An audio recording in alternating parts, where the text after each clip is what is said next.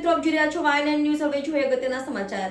ગઈકાલે દિવાળીપુરા ખાતે 143 વિધાનસભા કાર્યાલયનું ઉદ્ઘાટન કરવામાં આવ્યું.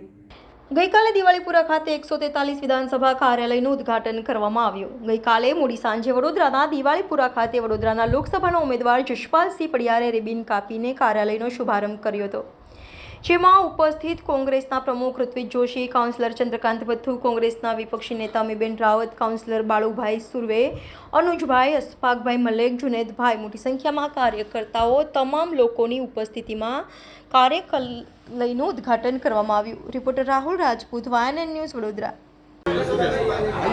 અકોટા વિધાનસભા કાર્યાલયનું આજે ઉદ્ઘાટન કર્યું છે. સૌ આગેવાનો કાર્યકરો જોડાયા છે. વિસ્તારમાં પેરણી કરીને તમામ ઘર ઘર સુધી દરેક કાર્યકર પહોંચે એના માટે થઈને લોકો એકત્રિત થાય અને સૌ દરેક ઘર સુધી પહોંચીને જે કોંગ્રેસનો જે મેસેજ છે એ દરેક ઘર સુધી પહોંચાડે.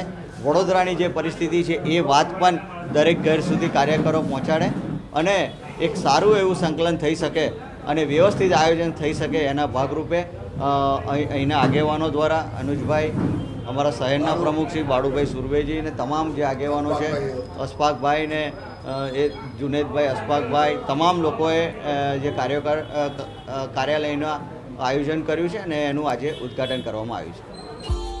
Subscribe now and press the bell icon. Never miss an update.